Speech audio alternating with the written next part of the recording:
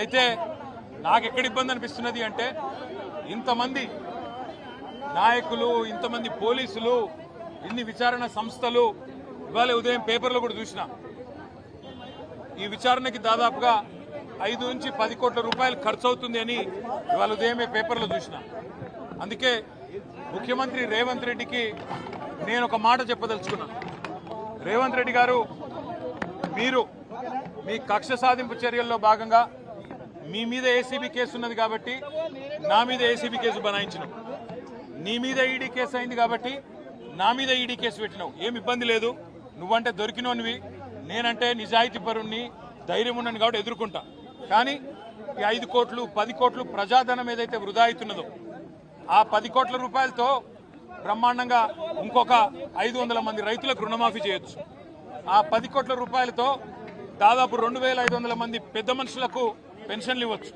అందుకే రేవంత్ రెడ్డి గారికి నేను ఒక ఆఫర్ ఇస్తా ఉన్నా.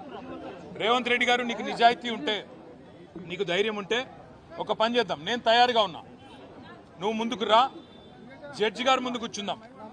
ఏసీబీ జడ్జి అయినా, హైకోర్టు న్యాయమూర్తి గారైనా, లేదా మీకు ఇష్టమైన న్యాయమూర్తి ఎవరి ముందైనా కూర్చుందాం. మీ మీద ఏసీబీ కేసు ఉంది, నా మీద ఏసీబీ కేసు ఉంది. నీ మీద ఈడీ ఛార్జ్ షీట్ చేసింది, నా మీద ఈడీ విచారణ జరుగుతున్నది.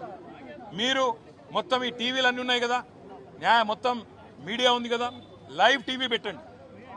నేను రేవంత్ రెడ్డి గారు ఇద్దరం కూర్చుంటాం న్యాయమూర్తి ముంగట. మీరు ఏ ప్రశ్నను అడగండి కేసుకు సంబంధించి, ఆయన కేసు నా కేసు.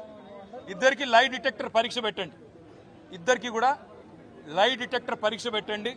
మొత్తం రాష్ట్ర ప్రజలందరూ చూస్తుండగా ఒక 50 లక్షలు 20 లక్షల రూపాయలు ఒడిసిపోతుంది. లేకపోతే ఈ 10 కోట్ల రూపాయలతోని అనవసరంగా ప్రజాధనం దుర్వినియోగం అయ్యే విధంగా, ఇంతమంది ఉన్నతాధికారుల టైం వేస్ట్ అయ్యే విధంగా, ఇంతమంది మీడియా సంస్థల టైం వేస్ట్ అయ్యే విధంగా ఈ కక్ష సాధింపు విచారణ మంచిది కాదు.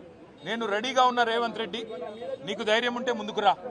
నీ జూబ్లీహిల్స్ ప్యాలెస్లో అయినా సరే, లేదా న్యాయమూర్తి ఇంట్లో అయినా సరే, ఏసీబీ న్యాయమూర్తి ఇంట్లో అయినా సరే, కోర్టులో అయినా సరే, లేదా ఈడీ ఆఫీస్లో అయినా సరే, ఎక్కడైనా నేను లై డిటెక్టర్ పరీక్షకు సిద్ధం.